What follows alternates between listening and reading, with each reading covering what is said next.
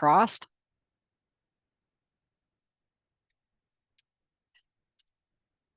Good morning, everybody, and welcome to the formal official launch of the 2024 Idaho Falls Prevention Awareness Month with our kickoff seminar, which is Why Falls Matter, and almost more importantly, how to prevent them. We are going to be working with a lot of information today, so make yourselves comfortable, get a coffee or a beverage that'll make you feel comfortable for a while, and we will get this party started, as they say. Next slide, please. So we are able to provide this information to you thanks to the Older Americans Act, which you don't need to remember. But what that means is that provides funding through the ACL, or Administration for Community Living, and the National Council on Aging, or NCOA, lots of acronyms here. And then we, the Idaho Commission on Aging, receive that money that helps fund doing this type of works. We are very eager to help you find some strategies that will help you prevent falls and keep you healthy and safe. Next slide, please. We definitely have a lot to share, and we hope that you have a lot of questions. When you do, if you could use the Q&A panel, it should be a button for you kind of in the middle at the bottom of your screen. That way we don't have to try to remember everything that was said during it. You can just ask your question when it's in your head. And when the time comes at the end of each section, we'll have time to answer as many of those questions as we possibly can. If there are questions that we can't answer because of time or some other reason, we will do a follow-up email that has some of those answers for you. Let's go to next slide, please. The number one question of all time from every online seminar, conference, whatever it is that we've all attended is, can we have a copy of the slides? And fortunately for you, the answer is yes. And there are a couple of ways that you can do that. On the bottom right edge of your toolbar, there is a button that opens the resources panel. Under the documents section of that resources panel is a link that will download the actual slides as a PDF. Hopefully all of you have Acrobat or Acrobat Reader on your computer, and so when you click on that link, it should download it to your downloads folder and then open it so that you can follow along, or you can save it on your own. That, of course, will also be available on our website along with a bunch of other information. You can go to www.aging.idaho.gov/falls, FALLS, and that's the gateway to everything that we have that you want to know about falls and falls prevention. Next slide, please. Now, we always work to be on the positive side of things, but sometimes we know that, we'll just call it, stuff happens, especially when it comes to technology, right? There are always those things that is often out of our control. So kind of like the Scouts, we like to be prepared. So if you are disconnected, please just reconnect the same way you got here to begin with as soon as you can. If we lose one of our panelists, our experts, then somebody will pick it up and continue some discussion until they are able to return. Fortunately, many of the experts that are here do have knowledge, of course, in different areas, so that won't be a problem either. If we lose power, though, then that's a whole different ball game. All of us that are presenting are in different locations. I'm sorry, I was just listening a message from somebody. We are in different locations, so if I lose power, for example, again, our other panelists should be able to take over. Now, if there's something catastrophic like solar flares, then we will need to stop whatever we're doing, wherever we're at, and we will reschedule the seminar and let you know when it's going to continue. But let's hope that none of that happens, and we are just going to move forward with our amazing, interesting, fascinating, and collection of different types of things you need to know to prevent falls. Next slide, please. All right, we know that not everybody can stay for the seminar, the whole seminar. Sometimes it is during a work day for some of us.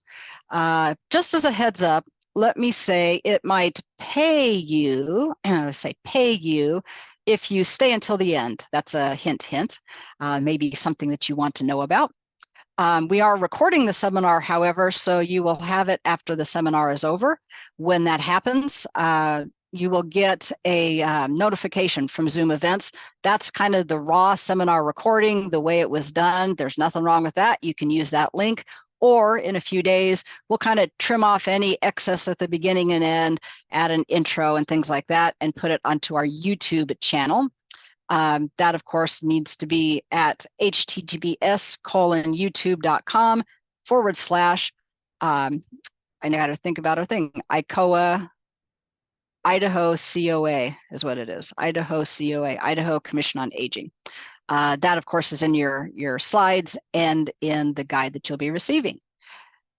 Next slide, please. Now, I know it's sometimes kind of nice to go when you get into the car to know the stops you're going to make before you get to your ultimate destination. So today we're going to be visiting a few different places, let you know what those are. We're going to start with understanding falls and why we need to know about falls. We'll then talk about emotional falls, or emotional health rather,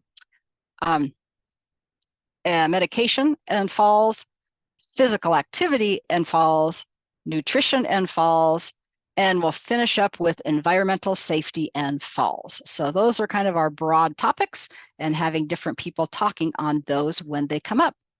Next slide, please. You're going to get a little bit more about each of our panelists when they come up to do their part, except for me. Yeah, you get my whole spiel now.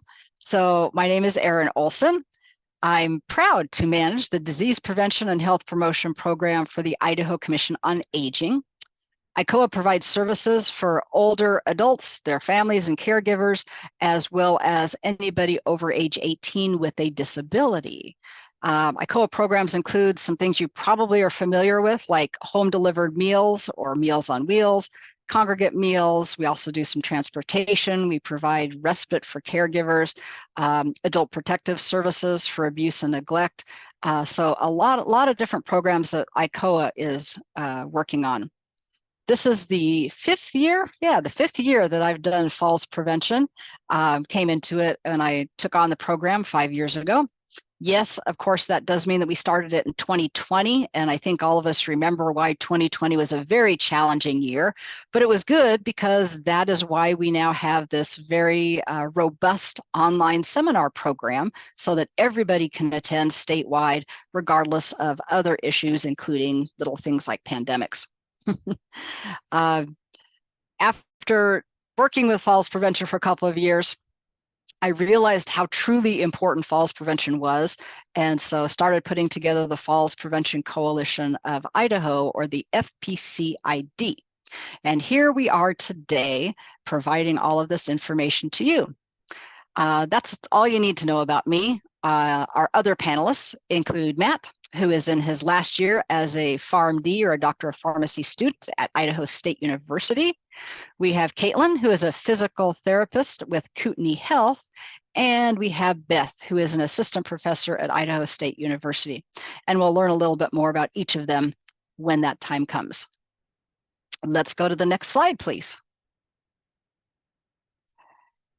So let's get this party started. As they say, many people don't think about falls as a party, but when you're doing prevention and you're saving people from injuries and costs and isolation and all the things we'll talk about, it really is worth celebrating when we can learn how to prevent these. It's usually good to start with a foundation. So in this case, we should understand a little bit about falls before we get into the strategies about how we're going to prevent them. So with that, we will go to the next slide. Asking what exactly a fall is one of my favorite questions to ask. And probably this is one of the longest slides that I will do, I know, because it's really important. People think they know a fall when they see one, and often that's true. But not surprisingly, though, when we say, so can you define a fall? They can't. So what I have here is definitely a very specific definition, but it covers kind of everything that we need to cover. So it is unintentionally moving downward, typically rapidly and freely without control, from a higher to a lower level. So that means it's not planned. If we plan a fall, that's more like sitting down or laying down. We're not in control. You know, that pinwheeling of arms that people think are reaching out to break your fall really means that we're moving in an uncontrolled way. And it's moving downward because, of course, on the Earth, we have gravity. So if we're going to fall, we're going to fall down, not up. We will get to falling up at some point when we're out in space with no gravity. It definitely means, though, that we are not in control of where our body is going. And then finally, of course, we're at a lower plane. Now, what does that mean? This is important because you don't have to fall to the floor for it to be a fall. We can fall to the couch, we can fall onto a chair, we can fall into a wall. If we're standing up straight and we fall and we catch ourselves on a wall, technically that meets our definition.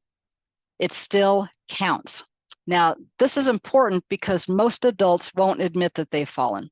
First of all, it's embarrassing. Many times it's like, well, why did you fall? Well, because I did something like tripping over something on the floor or something like that.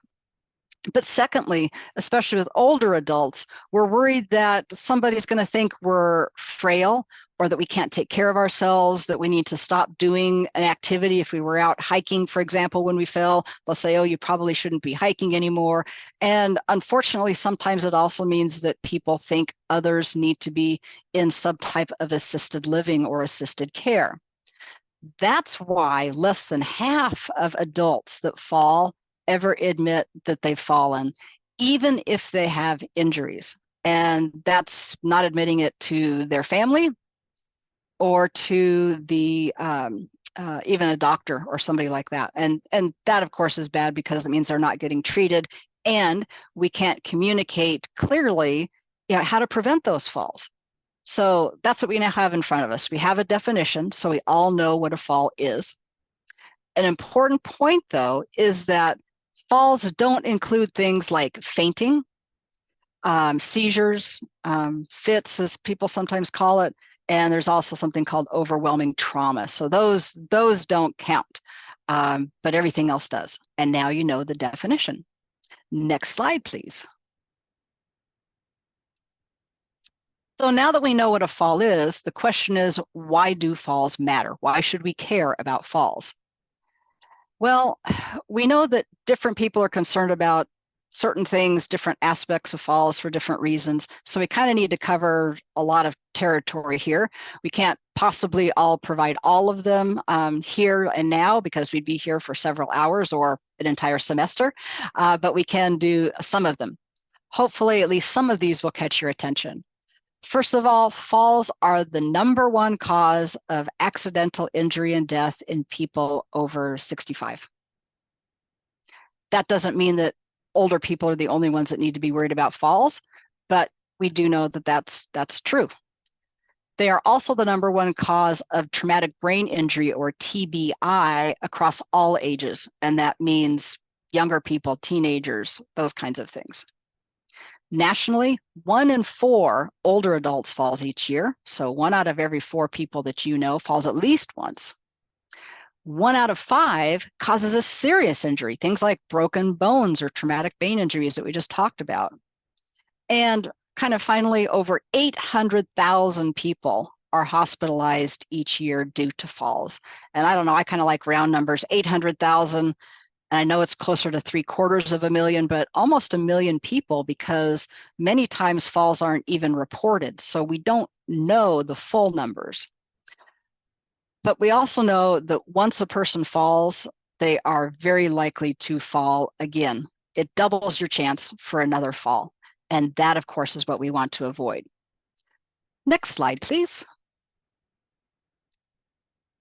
So while those statistics are mainly national, I know that people in Idaho like to say, but wait. That's, New York and LA and Texas and places like that. And Idaho is different.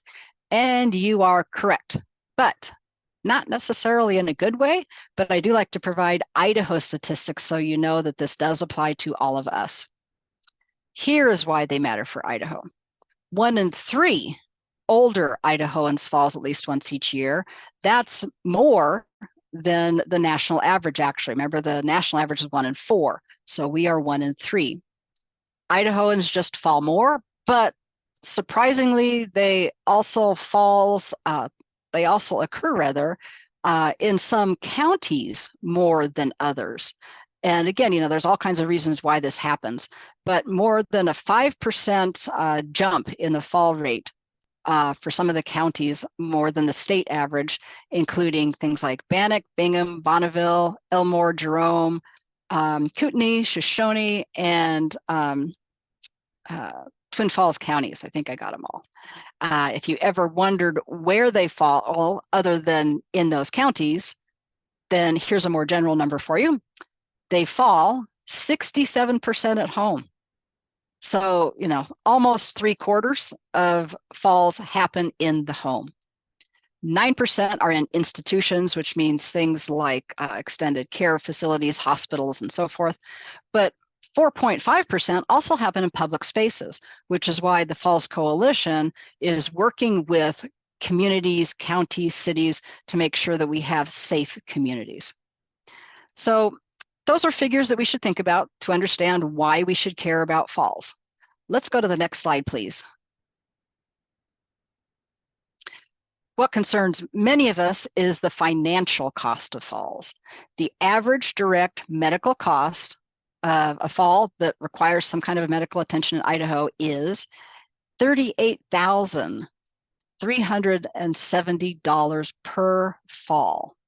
And remember, many people fall more than once each year. Our national average that have ended in death, which is not a good one to think about, but we have that number of 700+ million. We also have non-fatal falls, people who are just injured but don't die, fortunately, is a huge number as well. And both of these numbers are with a B as in billion, not an M within million. So that is a lot of money, just if nothing else, the financial cost. So where does that money come from? Well, roughly, we have some that is paid by Medicare, which is about 53 billion. Private is from 23 million, and Medicaid, which is $3.5 billion. And between those three, we know that really in one form or another, we're all paying for the cost of falls, whether it's in taxes, whether it's out of pocket, insurance premiums, whatever the case may be. Now, let's go to the next slide, because I know not everybody worries about just the financial cost of falls, I hope. I think it's critically important to note that the costs are more than financial. They're physical, emotional, social, and they impact individuals, families, communities, our entire state, financially, again, if nothing else. But it really does impact everybody. That's why this is all so important. Let's go to the next slide, please. So a moment ago, I told you what the direct cost of falls were, but that there were costs beyond the financial ones. To help us understand the extent to which it affects us all, let's just take a moment to recognize that for people that are hospitalized, so many people fall and don't ever report it, even though they have injuries. Some people go to emergency rooms, but then the next level is people who are actually hospitalized. 33% after hospitalization were able to go home unassisted. That's great news. But I hate with the but. While that may sound good, what that leaves us with is another 6% that were able to go home, but they needed some kind of assistance. And that could be a caregiver, it could be in-home care, a variety of things. Unfortunately, over 1/2 were discharged to a skilled nursing facility. And that's what we term long-term care. They're not there for a day or two. They're there for quite a period of time. And lastly, finally, 5% go into some type of longer-term rehab facility. Now, that initial third that went home is still great, but think about the 2/3 that did not get to go home unassisted. That's where we have to realize that, falls are something that are serious and need to be considered. The final little bit of not so positive news is that for people who were hospitalized within 1 year, 44% were readmitted to a hospital or facility. And the worst part is 33% actually passed away or died. We don't like to think about it, but falls, especially in older adults are often the cause of either immediate or death that occurs far before it should have or would have happened otherwise. Now, with that, I hope we can all see why falls matter. Let's go to our next slide. Just a couple more visuals to help us understand kind of the importance of falls, and I will go through these quickly. They are in your slides, of course. When it comes to the frequency of falls, every second an older adult falls. This equates to 36 million falls, 8 million injuries, 3 million emergency department visits, 950 or so hospitalizations, and 32,000 deaths each year from falls. I think those numbers are staggering.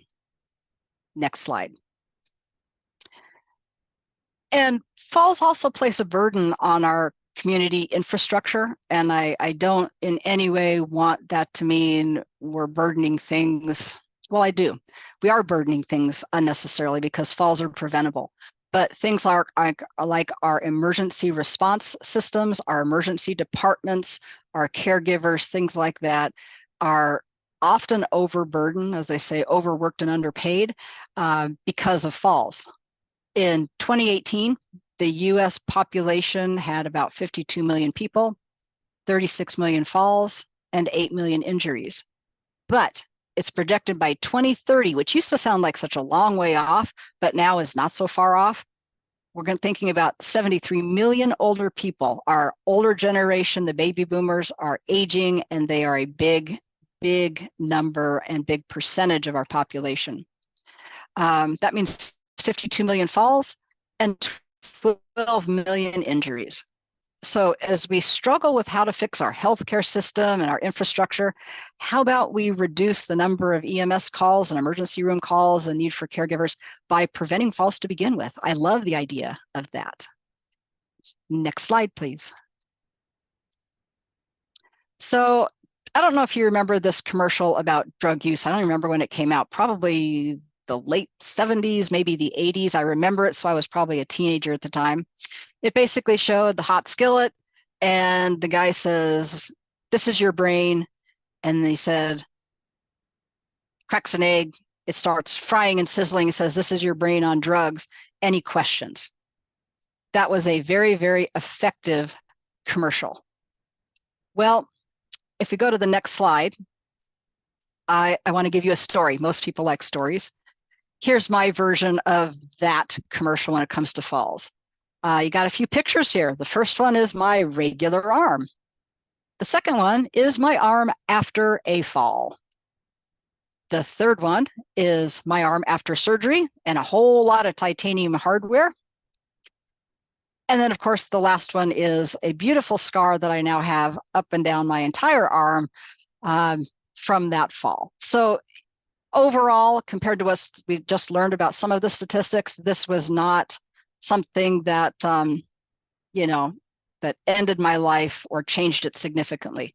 But seriously, on this is your egg and this is your arm on falls, I became one of those statistics. It was one fall. It split my humerus from my elbow to my shoulder vertically, which was very interesting.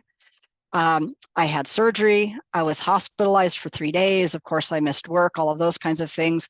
And yes, my direct medical costs were more than $38,000 for that fall. So I speak about all of this, not just with a bunch of statistics that I pulled together, but I speak from experience at how in less than literally 2 seconds can change our lives. Let's go to the next slide, please. So in order to prevent falls, we kind of need to know what causes falls. There's usually more than one cause. This is called multifactorial. And as we know, it's not usually one thing that does things to us, it's multiple things. It's the person plus the situation. What the person does, how they do it, how their body is behaving or not behaving, reacting or not reacting, and possibly environmental factors, things about what's going on around you. So while we're talking mainly about falls in older adults, remember that falls happen at every age. Toddlers fall as they're learning to walk. We're kind of used to that. Older kids fall as they play and do their various activities. But there are physical factors associated with aging that inherently increase falls risk. Let's go to our next slide. We won't go through all of these now because our experts are going to talk about them. But basically, there are intrinsic and extrinsic falls risk factors. Intrinsic means they are inside of us. I like the in and in on that one. And extrinsic means that they are external to us. So that's my way of remembering what those mean. Intrinsic factors might be things like age-related changes to balance. You might have joint conditions like arthritis or foot pain or different foot issues. Or we might have movement disorders like Parkinson's disease. Extrinsic factors include things like medications we take, environmental factors like slippery surfaces or uneven things that we trip on or slip on. And the good news is we often can change some of those extrinsic factors, and those are some of the things that we will be talking about. Next slide, please. All righty. Some people are having some audio issues, and I just want to say I'm not sure what is causing that. Hopefully it will go away. Maybe if it's bad, sometimes if you disconnect and then reconnect to the seminar, it may resolve some of those. All right, to simplify the risk factors for falls, the FPCID has created 4 pillars of falls prevention to kind of make it easier. They include, as you can see, nutritional health, physical health, emotional health, and environmental safety. For the rest of our time together today, we're going to explore some of the main risk factors associated with each of these pillars. Next slide. So going back to the pandemic that started in 2020, we have all become more aware of the importance of caring for our emotional or our behavioral or mental health. Next slide, please. In order to understand the mental health and falls, we have to really understand what happens to a person after they fall, especially if they've been injured. They can have concerns about doing daily activities that include walking around their home. Activities of daily living is often what we call these things. That can be things like bathing, where you have slippery surfaces and you have to bend maybe to get your shampoo off the bathtub. It can also be doing dishes, where again, there might be slippery surfaces and you're moving things around. It might also be doing laundry and house cleaning. They often reduce or stop doing these things, especially if they're living alone. And that, of course, brings in a whole other set of concerns that we're going to have about that person's health and safety. Likewise, they might limit activities that are new, that happen outside their home, that require them to be physically active. And they may lose interest in being social because they don't know what the environment or the conditions are going to be when they go do things that are outside of their home. Next slide, please. So too often, if no intervention is made, this can lead to something called the falls cycle and the fear of falling, or FOF. In short, the falls cycle means that the person has a fall, then they have a fear of falling again, which statistically we said is realistic. One fall usually doubles a person's chance of falling again. They then become less active. This leads to decreased muscle strength, balance, flexibility. Basically, their physical condition starts to deteriorate. That leads to risk of falling, and the cycle just repeats itself over and over again. Unfortunately, instead of just a cycle that goes around, I think of it more as a downward spiral, because you can see that once all of this starts to happen and then they fall again and again and again, that it isn't going to end up in anything that's a good result. Mentally and socially, a person can experience a lot of different things: social isolation, depression, diminished quality of life, the functional decline that we talked about, and they also can have a loss of independence because they're not doing things for themselves anymore, either inside or outside of their home. And unfortunately, this often leads to people being admitted really unnecessarily into skilled nursing types of facilities. And it also, of course, gives us that increased rate of early death that we talked about earlier. Let's go ahead and go to our next slide, please. So I hope what we can all see through all of this is that, again, preventing falls is the best intervention. Prevention is the key. Next slide, please. So to get there, we need to start talking about some of these other parts of our physical health. Let's go to our next slide, please. I would like you to please help me in introducing you to Matt. He is currently in his last year of his PharmD degree at Idaho State University, and he is here to tell us a lot of things that are going to help us understand what medications can do related to falls and things that we can do to reduce risks from medications. Are you ready, Matt? I am ready. Can everyone hear me? I can. You take it away. Awesome. Thank you. Yeah, so I am in my fourth and final year of pharmacy school, and I've absolutely loved learning about medications and pharmacy, and I'm almost there. So I have lots of passion towards pharmacy. So as we know, medications are there to help us. There's lots of good uses for medications, but with every medication, there are certain side effects. Um, and so some certain side effects can increase our risk for falls. Um, Here on the slide, 1 + 1 obviously equals 2, but that's not always the case, especially when it comes with medications. There's something called the additive effect or synergistic effect, to where with every extra medication that you take, the increased risk of falls or interactions with medications that can then lead to falls increases in a way that's not linear. So in pharmacy, 1 + 1 can equal 3, 5, or 10. Um, Polypharmacy. So I found this statistic to be really interesting. About 2/3 of the people, persons age 65 and older, take approximately 5 to 9 medications to help with certain disease states.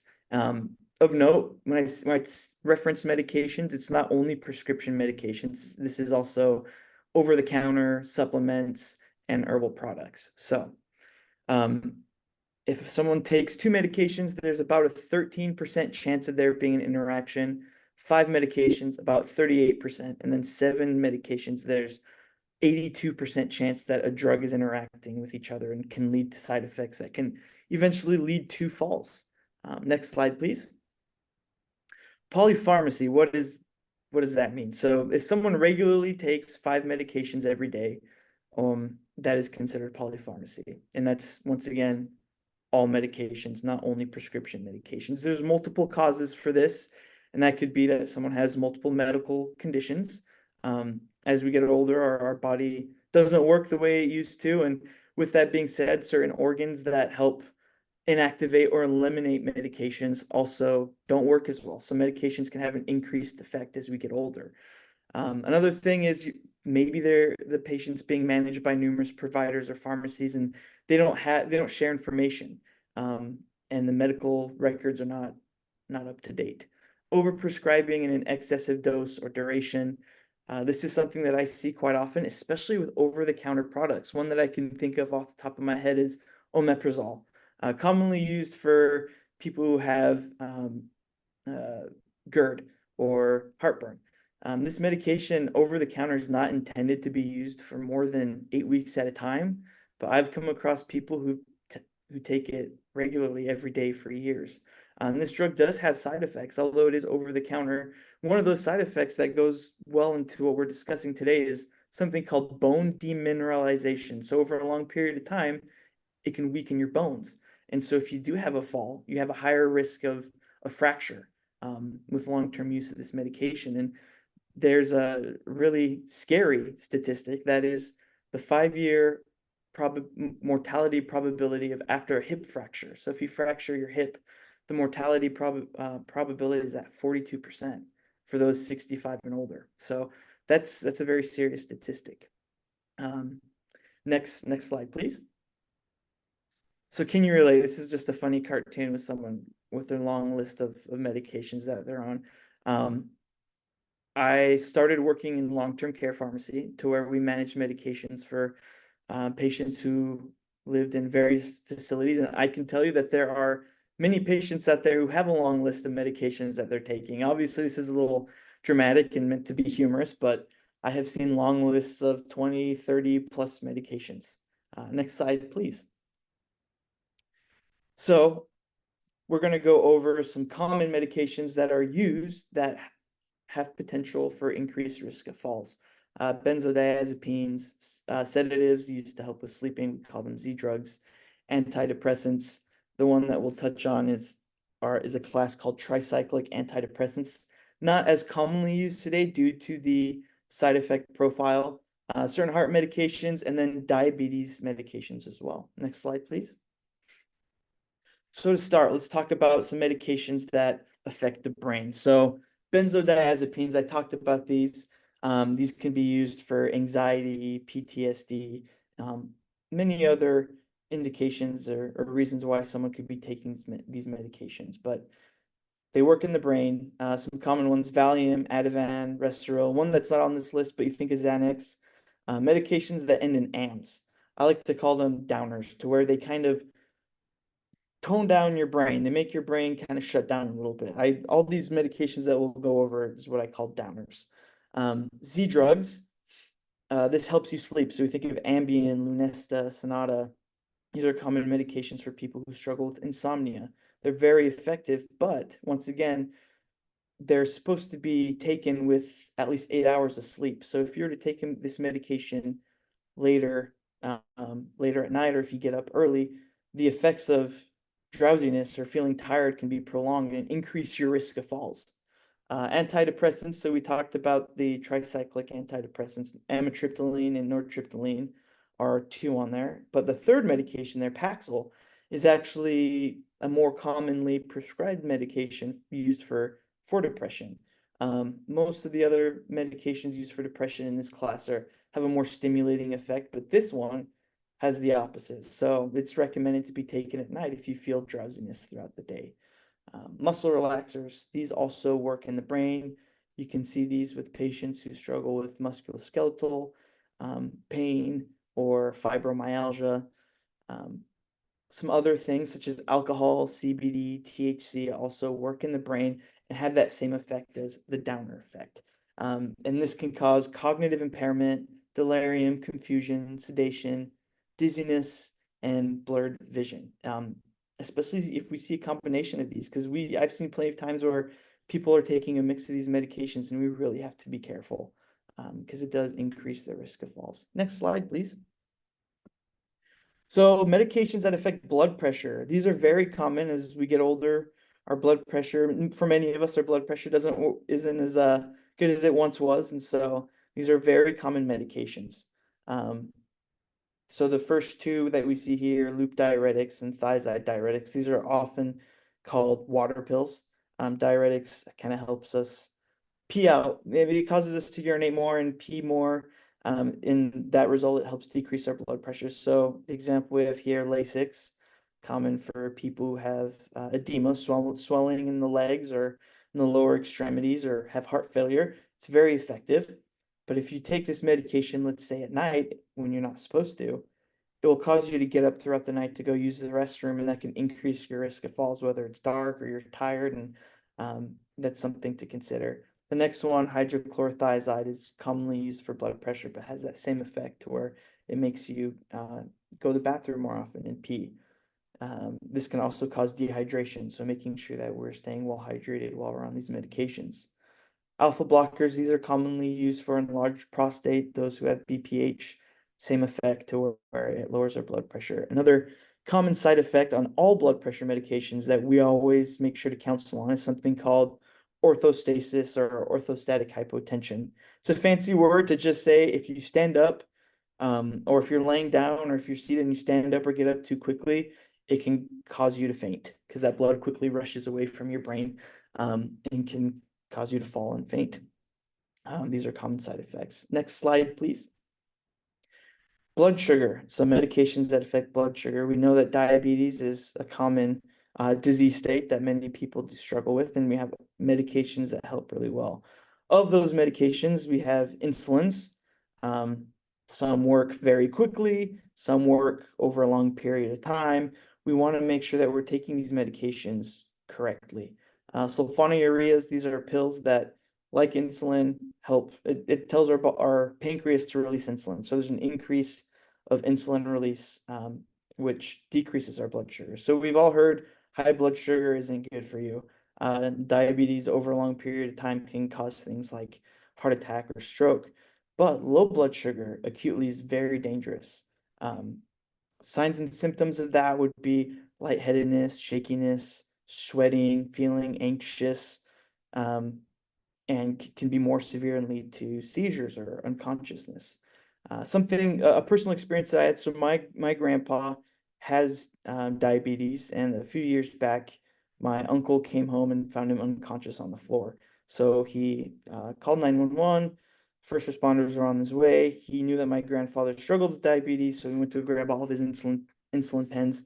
And as he was coming upstairs to administer those, the EMTs luckily were there quickly and told him, no, do not give the insulin. His blood sugar is actually really low right now, and if you were to give the insulin, it would lower it to a dangerous state and could have killed them. So, something I always like to educate people on is how to correct low blood sugars, because that could be extremely dangerous. And there's something called the rule of 15.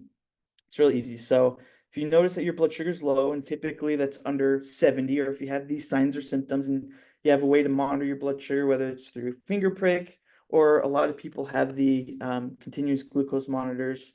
They're really nice too. They'll let you know when your blood sugar is low.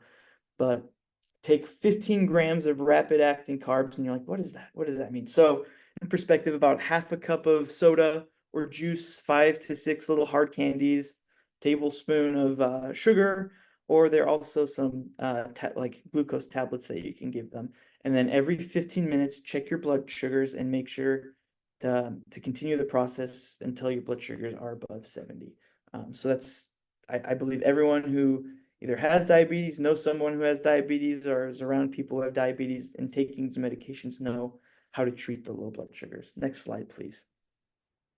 Over-the-counter medications, same thing. Antihistamines, we think of Benadryl, right, for allergies, and we all know that that causes sedation, sleepiness, cognitive impairment, and as we get older, those effects typically increase, right? And they can be used for sleeping aids as well. Motion sickness, so we have Dramamine, Bonine, same effect to where it causes cognitive impairment, drowsiness. Natural products and supplements, melatonin, commonly over-counter, commonly used for sleep. Unisom has an antihistamine in there as well. And then valerian root, which is a herbal product used for anxiety and sleep aid, still causes those effects. Next slide, please. So resources for clinical use. So in 1991, they came out with something called the Beers list, or Beers criteria. What this is a list of potentially inappropriate medications for older adults, and some medications we should avoid with certain conditions, harmful medication interactions, and then safer alternatives if appropriate.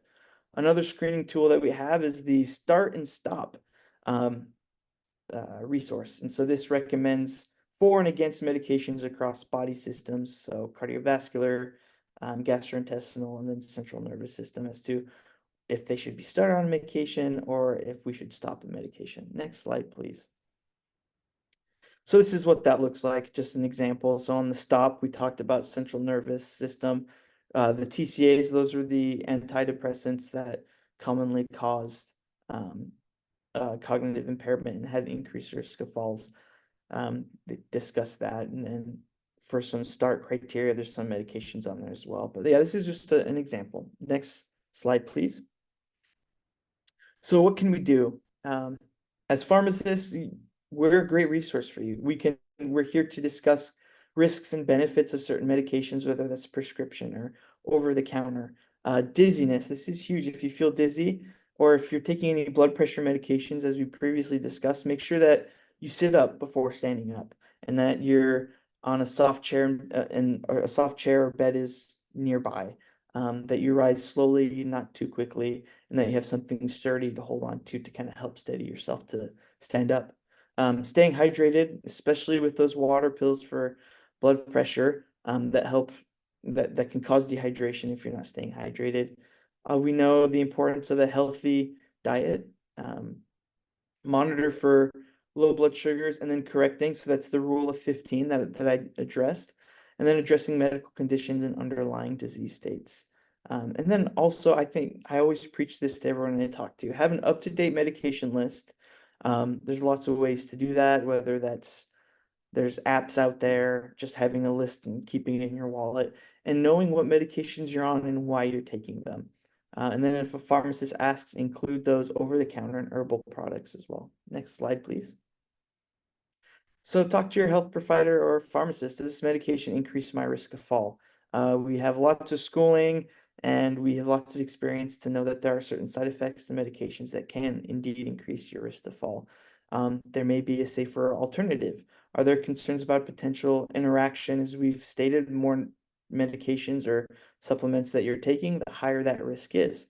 Are there any supplements you should be taking? Periodically review all your medications, including over the counter, and discuss the importance of any new medications.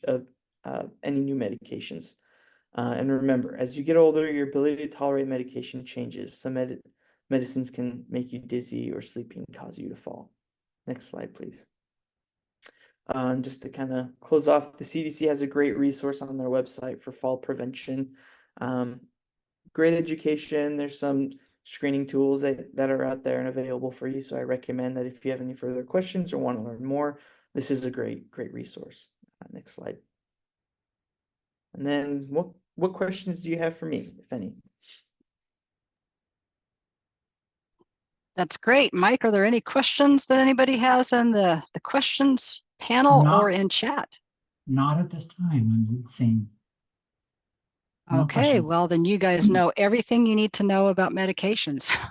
there's a lot to take in, and I know that you mentioned a couple of things. First of all, you were mentioning how to remember the downer drugs and Z drugs, as in Z is in sleep. So I'm able to find those now.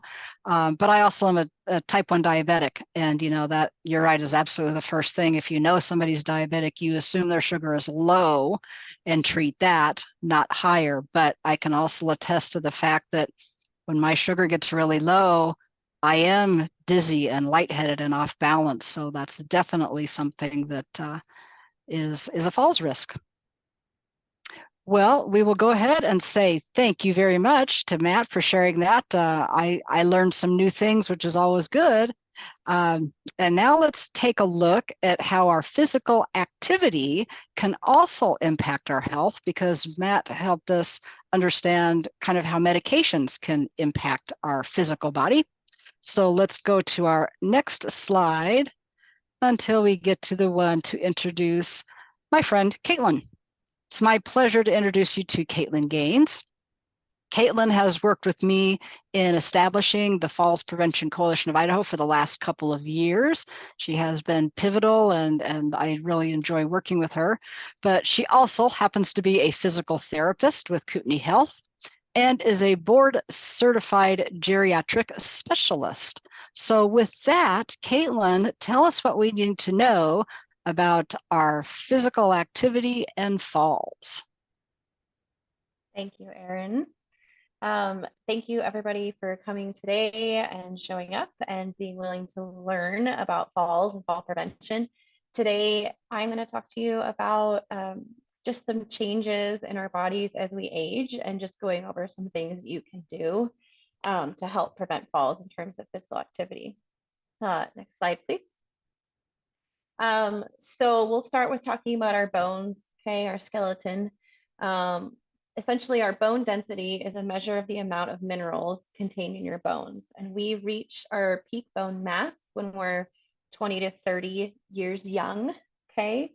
And then after that, we start to see a steady decline. Women typically have a faster decline than men. And actually, men actually don't start seeing a significant bone loss until like 70s or 80s. And so women are definitely a lot more affected by this, usually because of menopause. Next slide, please. So some common conditions that can cause osteoporosis are hormonal changes, calcium deficiency, vitamin D deficiency, lack of weight-bearing exercise is a really big one. And actually something interesting about weight bearing is some of the research is indicating if we don't get a lot of weight bearing activity in our younger years, we're actually starting to see more people with osteoporosis or osteopenia, which is the precursor to osteoporosis. And so we're seeing it a lot more in younger ages because our younger population isn't necessarily getting as much physical activity. So that's just kind of an interesting fact about osteoporosis. And we'll talk about weight-bearing exercises a little bit later. Obviously, our risk of fracture, is going to increase with decreasing bone density. And about 10 million Americans have osteoporosis, and 2 million of those have osteoporosis-related fractures yearly. Something to note about osteoporosis is, although it seems odd, there are some people that have osteoporotic fractures and they don't even know it. So the spine and vertebral fractures are typically the first place that we see those type of fractures, and it could be just someone bending forward to pick up something off the floor, and then we sometimes will find them incidentally on an X-ray. So know that they do happen, and sometimes they can be prominent and painful, and sometimes they can happen and you don't feel them at all, depending on the location. So just something to be aware of with that. Next slide, please. Exercise, especially weight-bearing exercise, is what's critical to maintain bone health. Something that I have learned over time is that once you reach a certain age, maintaining your bone mass and just maintaining at that point, you're winning at that point. Our goal is to maintain and not decline over time. Okay, next slide, please. So let's shift a little bit to our muscles. Okay, so there's about a 20 to 40% decrease in muscle mass by the time we're 70 years old. And so there's a diagnosis for that, and it's called sarcopenia, okay, which is basically a decrease in your muscle fiber size and muscle function over time. So just over time in general, we start to lose muscle mass. Now we can still gain it as we age, but just know that that decrease in muscle mass, the size, is going to be less over time. Next slide, please. Again, right, key takeaway, exercise is going to have a positive effect on both your muscle function and performance. So important to keep up on exercising. And we're going to go over some examples at the end. Next slide, please. So our body composition, although no one likes to talk about it, when we age, we tend to lose our lean mass and increase fat mass, okay? So in addition to that, we lose our resting metabolic rate. So our metabolism goes down 1 to 2% per year, per decade after the age of 20. So although it sounds sad to hear, that is what happens. And so what we can do to avoid that is to keep activity up, keep exercising, keep doing weight-bearing exercises. We, as a society, I think, have become more sedentary, which does not help. So keeping yourself active, keeping others active around you, keeping yourself active with others, doing group activities are great things to keep yourself in shape. Next slide, please. Again, exercise has a significant role in controlling fat mass and maintaining healthy body composition. Next slide. Okay, so lack of exercise, kind of as we've discussed, can lead to muscle weakness, loss of flexibility, and balance. When we stop exercising and we stop getting weight-bearing exercises, it essentially makes it harder on us to recover from a trip or a slip, and we're just not reacting as fast. And also, if you do fall, right, you're going to have a harder time getting off the floor if you're already starting out from a weak state. So we just really want to encourage that everybody continues to be active. Even just walking is better than nothing. Okay. Exercises that can improve balance and strength are the Fit and Fall Proof program that ICOA handles, Tai Chi, and exercise is shown to reduce incidence of falls by 13 to 40%. And it's always a good idea to check with your doctor before giving yourself any sort of aggressive exercise program. And we're going to emphasize that in a minute. Next slide, please. So I hear this a lot from my patients. Even though I work in the hospital, I still hear from them a lot that, well, I don't want to go to PT and I don't want to go to the gym and it's just so hard to make the time. And I can understand that. But there are some things that you can do at home that you don't have to go buy a gym membership. You don't have to join an exercise club. You don't have to go to exercise classes. So when we talk about weight bearing exercise, gravity is your friend. Okay. Gravity is what's going to force you to use your muscles and continue to build that or maintain your bone mass. So something, for an example, is find a chair that's lower than you're used to getting up at home, right? In addition to that, maybe don't use your arms. I mean, I use my arms to get up from chairs all the time. Why do we do that?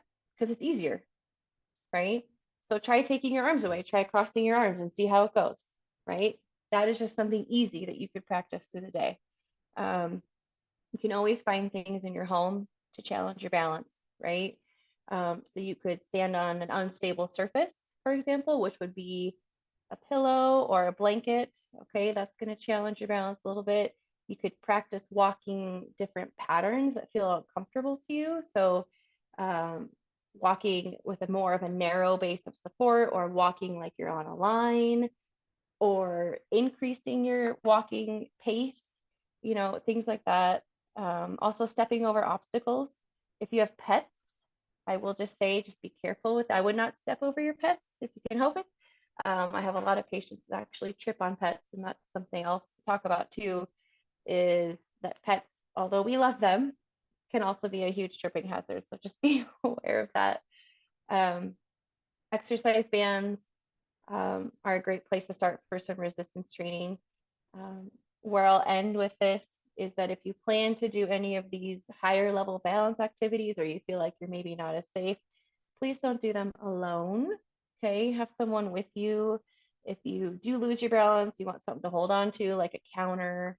So I always tell people when they're starting these new exercise programs, whether given by your PT or if you find something online or whatever that is, make sure that you're not actually putting yourself at more risk for falling. Okay, so just keep that in mind when you do these kind of things.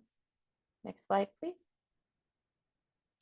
So just an overall statement for you guys is we want you to be physically active, whatever that means for you. If that's practicing getting up from a chair 3 to 4 times a day versus just, doing your normal things, do that. Regular weight bearing exercises like walking is great. I know a lot of people ask me about the pool. I have a lot of patients ask me about the pool. It's great for cardiovascular endurance, is what I would say, and building muscles, but you could still do those things, but what I would encourage you to do is still continue to incorporate that weight bearing exercise. So the walking, things like that. Simple exercises can improve your strength and balance. They don't need to be complex. I think we try to make things way too hard for ourselves as humans. Okay, so there are things that you can do on a lower level that can be just as effective. It's really important to maintain an appropriate body weight, and just don't forget to move. Okay, moving is going to be your best friend in terms of fall prevention. Where we get in trouble is when we sit around and we're sedentary and we're not getting exercise at all. So next slide, please. And I'm going to go ahead and pass it to Erin to talk about a couple seminars. And then we'll follow up with some questions. Fantastic. Thank you. Well, I know that Caitlin in some ways says things that we know, but we don't want to admit, right? That we just got to be physically active, not big things. It's all those little things that add up. And that, you know, our American sedentary lifestyle is not doing us any good, and that we should just start doing some simple things.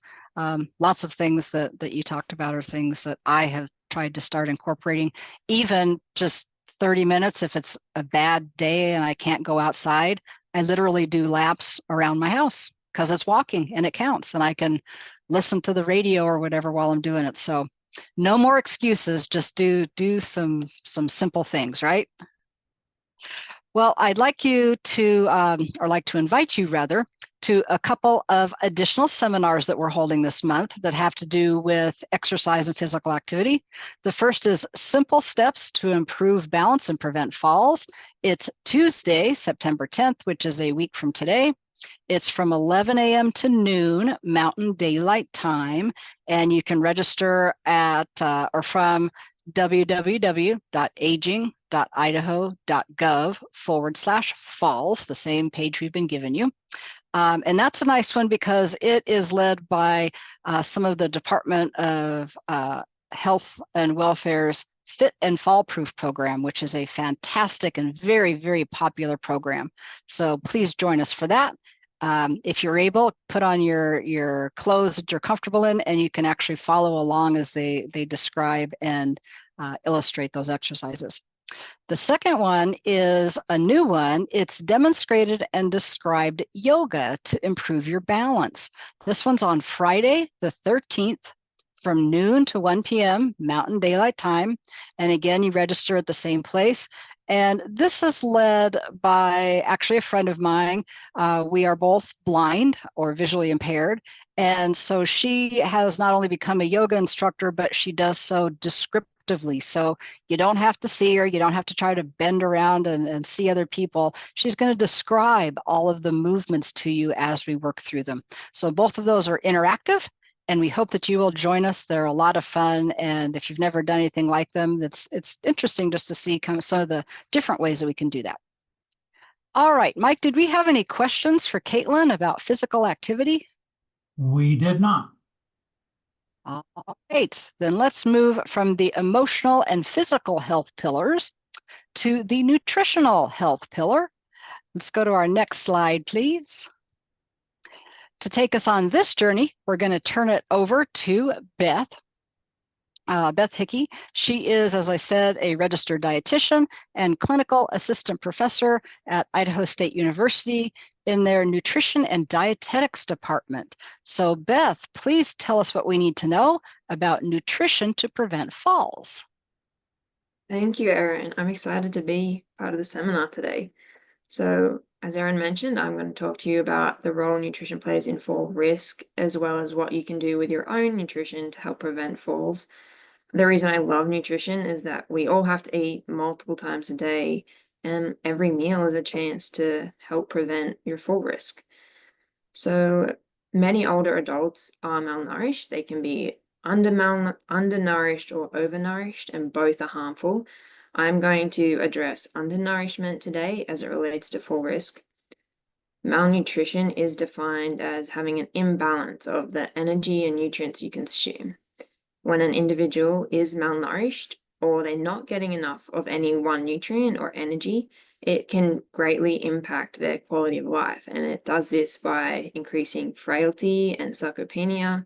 Just like Caitlin mentioned, sarcopenia is the loss of muscle mass and function. It can impact your ability to function independently. there was a study that was looking at community dwelling older adults, and it showed that if they were malnourished or at risk for malnourishment, they had a 45% higher risk of falling than their counterparts who were well nourished. Next slide, please. So when we talk about nutrition, we're referring to the intake of energy, macronutrients, that's your carbs, protein, and fat, as well as the vitamins and minerals. And we also throw hydration in there. Nutrition is so important because it keeps our bodies functioning as they're meant to. It's needed to maintain the strength and integrity of your muscles, bones, tendons, cartilage, so your joints. Energy and nutrients are used to allow the correct signals to be sent to and from our brain and our limbs, and this helps with balance and mobility and coordination. And then the nutrients we consume are also used in energy metabolism. It's used in repairing or replacing cells, and this is going on all the time in our bodies. And this allows each of our organ systems to function as they should. Next slide, please. So unfortunately, older adults have the unique challenge to achieving and maintaining their nutritional status. As we age, we may experience a reduced appetite, we may lose our sense of taste or smell, or just may become diminished, making food less appetizing. We could run into dental issues, so ill-fitting dentures, maybe you're in and out of the dentist all the time and have sore mouth. You can have swallowing issues. So painful swallowing is known as dysphagia. There are also the impact that having a reduced mobility can have. So maybe you're limited in your ability to go to the grocery store and buy food or prepare in your own home. And this can lead to malnutrition just through less access to food. There's also many side effects from taking multiple medications at once. So Matt mentioned polypharmacy. Some medications impact your appetite, and it can also impact how your body handles the nutrients that we do give it. Next slide, please. So now I'm going to talk a little bit about how your hydration can impact fall risk. Next slide. So hydration is the balance of water in your body. We're constantly losing fluid through our sweat when we breathe or when we go to the bathroom, and we need to be replacing that constantly. Water makes up a really big part of the body. It's around 60 to 65% of the human body, and this percentage actually declines as we age, but it still remains a really big percentage. Older adults, again, have the challenge that they could have a blunted thirst sensation, and this can make it really tricky to judge your hydration, and it puts you at more risk for being dehydrated. Other reasons it's important to stay hydrated are having properly regulated body temperature, regulating your blood pressure, and just maintaining your other body functions like your waste management. Next slide, please. So one of the best things you can do is be on the lookout for signs of dehydration and then act on them early. Things to look for include a low blood pressure, weakness, loss of coordination, fatigue, confusion, lightheadedness or dizziness, having dry skin or a dry mouth, lack of saliva, not being able to sweat even if it's hot or humid, and then reduced frequency of going to the bathroom as well as reduced volume of when you do go. And then there's also the color of your urine. Dark colored urine is a big sign of dehydration. And as you can see, a lot of these symptoms like low blood pressure really increase the risk of falls. Next slide, please. So we talked about signs of dehydration. Before you even get to that point, there's things that can tell you if you have good dehydration status.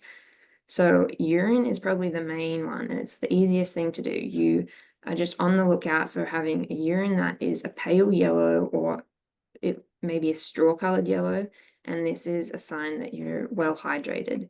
We don't want it to be clear, just that pale yellow, like the first few shades of this graph. You can also judge your hydration status, again, by the volume of urine and your frequency of needing to go. older adults are at risk because their kidneys, their ability to concentrate urine declines as you age, as well as the blunted thirst. You may have some alterations to your cognitive ability, or even medication affects your hydration status. Next slide, please. So the key takeaway here is if you feel thirsty, it's too late. You want to be using the signs of dehydration as an early lookout, and you really want to build hydration into your daily schedule or diet plan. So this could be making a habit of every time you get up in the morning, the first thing you do is you have a glass of water, or at each meal, you may have a cup of fluid. Next slide, please. So how do we know how much we should drink? Well, a rough guideline is 2 to 3 quarts or 8 to 12 cups of fluid a day. This is just on average, and a cup is roughly 8 ounces of fluid. So when we are thinking of hydrating, we can actually get hydration from both our food and our beverages. And for an average person, food actually makes up 20% of your fluid intake. Some great foods that can help you stay hydrated would be your watery fruits and vegetables. So things like watermelon, cucumber, celery, citrus fruits are all great choices. Soups and broths are also really good. If you can't stand the idea of drinking water, they're a great go-to to stay hydrated. When you're selecting beverages, you should be focusing on water, 100% fruit juice, not the sweetened juices, as well as unsweetened tea and coffee. And then low or non-fat milk are also great choices. There are some medical conditions to be aware of that can alter your fluid retention or loss. So vomiting, diarrhea, fever, and diabetes can all increase your fluid need, whereas heart and kidney conditions often limit the amount of water you can consume. As Matt spoke to, there's many medications that alter your hydration status and can make you more likely to be dehydrated. And again, this is where it's super important to work with your healthcare provider to tailor your fluid intake to your medical condition or any medications you're on. If you don't have a medical concern or a medication concern, another quick, maybe more specific calculation you can do is to take your body weight in pounds and halve that number. And this gives you the ounces of fluid that you should aim to drink in a day. So for example, maybe a 160-pound woman, that would be 80 ounces of fluid a day. And then you should just split it up throughout the day so don't feel like you're chugging water all at the end of the day and then have to get up a million times in the night to use the bathroom. Next slide, please. So now we're talking about alcohol. Alcohol can have a couple of mechanisms through which it increases your risk for falls. The first is it causes immediate side effects like impaired vision, poor balance, poor awareness of your surroundings, and impaired decision making. Then it can also lead to fall risk through malnutrition. So alcohol reduces appetite, and it can also be consumed in place of having a nutritious meal. When you consume alcohol instead of a meal, you're getting the alcohol calories with no nutrients or vitamins to help you, and you're missing out on all these beneficial nutrients that would keep us healthy and strong.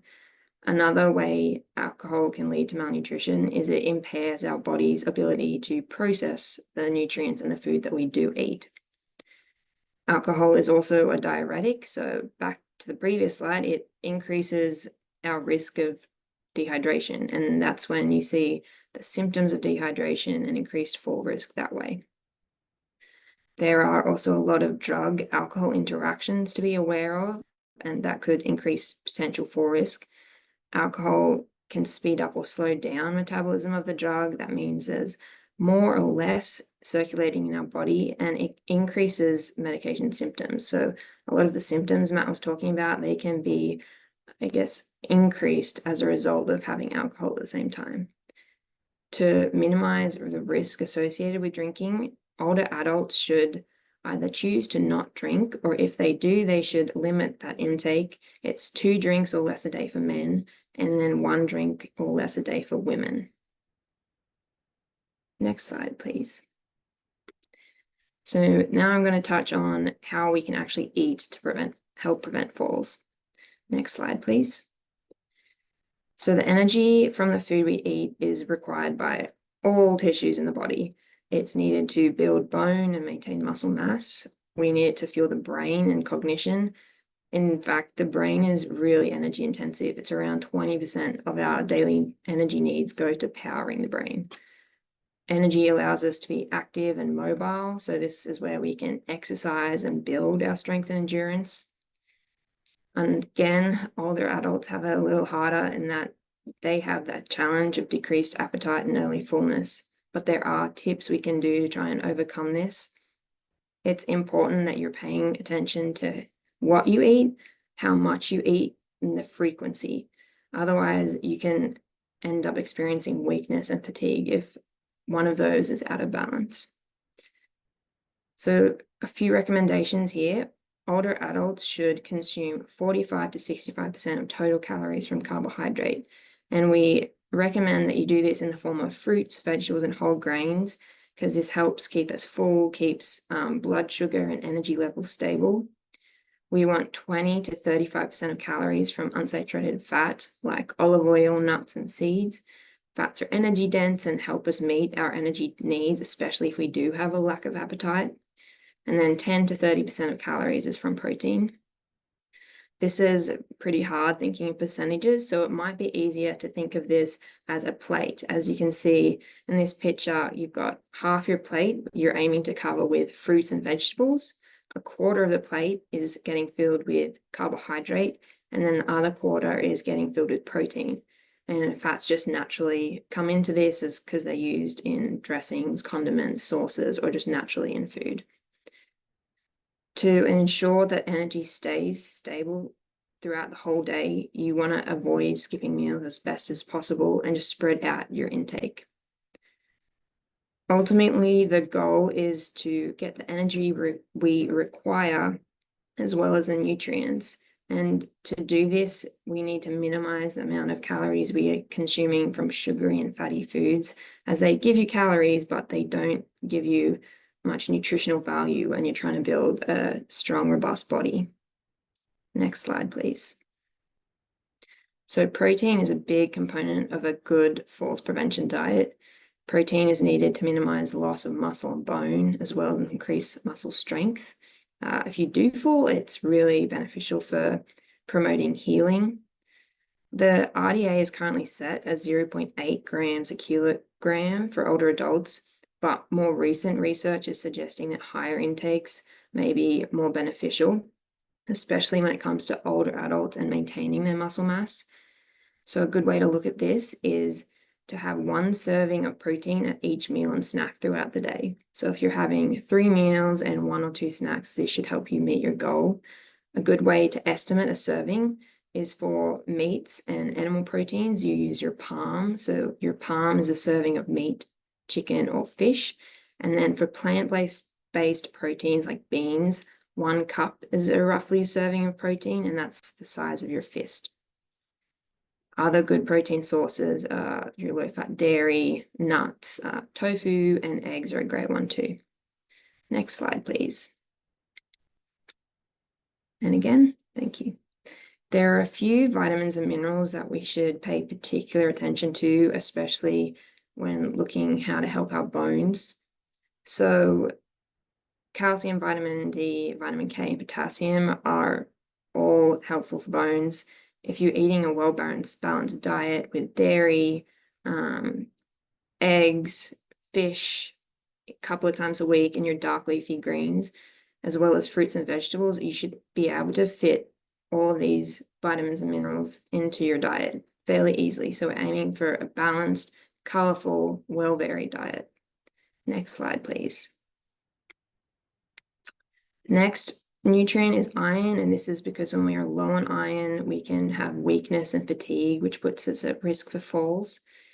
You have probably heard that you can get your iron through meats, but you can also get it from leafy greens, legumes, and iron-fortified breakfast cereals. A couple of great choices are Cheerios and Special K. Next slide, please. So the last two vitamins I just want to touch on are B12 and omega-3s. So B12 is needed for bone health again, as well as energy, and that is found in animal products. So any animal product, basically, as well as some fortified cereals. Again, Cheerios, Special K, great choices. Omega-3s, this helps with your cognition and just slowing cognitive decline with age, so we stay aware. And this is in your fatty fishes, as well as some plant sources like flax seeds, walnuts, and chia seeds. Next slide, please. So here's the summary of what we can do to help prevent falls through a diet. So you want to eat a nutritious diet, colorful, well-balanced, like I mentioned. You want to have adequate amounts at regular intervals. So this is not skipping meals, eating every few hours. We want to address unintended weight loss early so it doesn't get too far along before we act on it. We want to drink the appropriate amount of water and fluids, making sure we know the signs of dehydration and listen to them. Then we want to talk with our doctor about how medication might impact our diet and our hydration and adjust accordingly. And then finally, it's important to make sure you're consuming alcohol safely and in moderation. Next slide. And any questions? Well, I'm glad to hear that I'm doing good eating my Cheerios. That makes me happy. And, I think we all remember, at least in the Treasure Valley, it's been, over 100 for degrees for multiple days at a time. And that's when I think we all went, oh, yeah, we should be drinking. If not, we're going to get into trouble. So I like the tip about take little drinks throughout the day. Like I used to brush my teeth and rinse out my mouth and then dump out the water. Now I just finished drinking the cup and there's my first cup of the day. So that kind of goes along with what you were talking about. Mike, did we have any questions for Beth? We did not. All righty, then we shall move onward and upward. We are running a little short on time, but we have just a couple more. If y'all can stay with us, that would be great. I wanted to cover very quickly just a couple more things about physical health.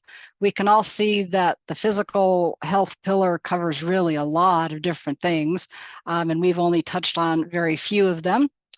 We, of course, touched on the emotional health as well. But go to the next slide, please, Mike. We want to cover very quickly eye and foot health, because these are two of those extrinsic factors that people can really do something about, and it not only prevents falls, but improves the rest of their life. If you are starting to have low vision, and it's a natural thing as people grow older to lose both vision and hearing, both of those things should be corrected as soon as possible. Not only will it make your overall life easier and better, but of course that reduces your risk of falling. The other thing that we forget about often is we walk on our feet, most of us, and so we need to have proper footwear. We also have to have feet that are functioning as well as possible. So if you have any foot issues, see your doctor, see a podiatrist, make sure that you have well-fitting shoes so that you're not tripping because you're coming out of your shoes because they're too big, for example. So those are a couple of things that we always need to remember is vision, hearing, and footwear. Can we go to the next slide, please? The final pillar for today that, again, I will go over very quickly is environmental safety. And that is an important one because it's all around us, and it does impact greatly what our risk of falling is. If you're trying to make your way through a dark, cluttered room that you've never been in before, you are more likely to fall than in a clean, well-organized, well-lit room that you go into every day, just as an example. So let's go to our next slide, please. When we stay safe at home, this means, to kind of summarize this very quickly, get rid of the clutter. Now, I am not throwing stones because I am the glass house. I tend to have clutter and I know I need to work on it. But clutter is probably the number one thing that we need to work on. We need to remove all the clutter especially from the places we walk, the walkways, and stairs. And if you're like my family growing up, there are always things piled on the stairs as they went up. So clean those off, make sure you have a clear path, clear stairways, and remove anything that you can trip over. Make sure that you have good lighting. Make sure that handrails and stairs are solid so that you're not tripping or falling because they're loose or wiggly. And as we mentioned before, unfortunately, beware of your pets. If you have a pet and they don't have a bell, for example, on their collar, we know that many of them like to sneak up behind us and just stand. And that, of course, is just asking for a fall. So take all of those into account. And go to the next slide, please, because there are all kinds of resources for ways to improve your home and prevent falls at our falls page that I said before, aging.idaho.gov/falls. We have all kinds of resources for you. And there are a lot of simple checklists. And these are all things that most people can do in their home, or perhaps have a family member help you do them. So let's go to the next slide, please. And I want to invite you to one more seminar that is a whole hour about how to recognize and remove trip hazards in your home. It's presented by our partners at Habitat for Humanity, who are doing a wonderful repairs program for homeowners as well. It's Wednesday, September 25th from 11 a.m. to noon Mountain Daylight Time. And of course, you know the registration, aging.idaho.gov/falls. Next slide, please. So we have been through a lot of information today. Awareness is the key to starting to prevent falls. We have to be aware of what the risks are and what a fall actually is. So together we have increased our awareness. We've also offered strategies to reduce your risk of falling. Next slide, please. So I like to say awareness is the start. Prevention is the solution. This is one of those almost epidemic health things that we know costs us financially, emotionally, physically, socially, and most falls are preventable. So it's something that we really need to be addressing. It's simple, and a lot of times it's actually free. We just need to be aware of what they are. And only you can integrate these things that we've learned to reduce your risk of falling for those that you care for and yourself, people that visit your home, and so forth. Next slide, please. So here's the big surprise. If you complete the post-seminar survey that you should receive via email, within a few minutes probably after we are done here today, then you can be entered into a drawing for 4 $25 gift cards that we will be giving away. So a little monetary incentive here to fill out those surveys in the next, let's just say 2 days. And then you can be entered, and we will do that drawing at the end of the month. Next slide, please. I just want to remind you that part of the Idaho Commission on Aging is our area agencies on aging. They're the ones that actually do the work. We get that money from the Older Americans Act and ACL, and we distribute it to 6 area agencies on aging throughout the state. Our wonderful Zumbi Mike here today is actually director of our Southeast Idaho Area Agency on Aging, but they provide all of the services. You can call them. They'll talk with you, they will do any assessments they need to do, and they can help find resources or programs that you are eligible for. Next slide, please. So we always want to thank everybody that gave their very precious time to be here with us today and to provide this. Of course, we have you, our attendees. We couldn't or wouldn't do it without you. So thank you for making time in your day and paying attention and sticking with us through a lot of information. Remember that it is available in the slides, either in your resource pane from the bottom right in your toolbar now, or on our website later on when we're finished. Also want to make sure that we deeply thank our experts panelists who again took time from their day to be here to share their expertise and why they think falls and falls prevention is important, and kind of showing us how we can integrate all of those different things. And I hope as you were listening, you learned that they really do overlap, that medications impact physical activity and physical activity impacts exercise and nutrition and so forth. So they're not separate things. They really are very interactive together.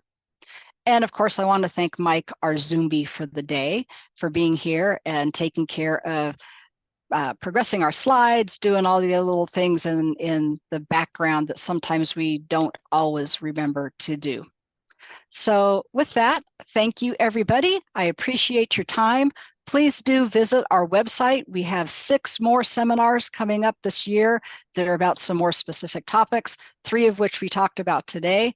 And I hope you all have a very safe day and that you are able to remain falls free. Thank you, and we'll see you again soon.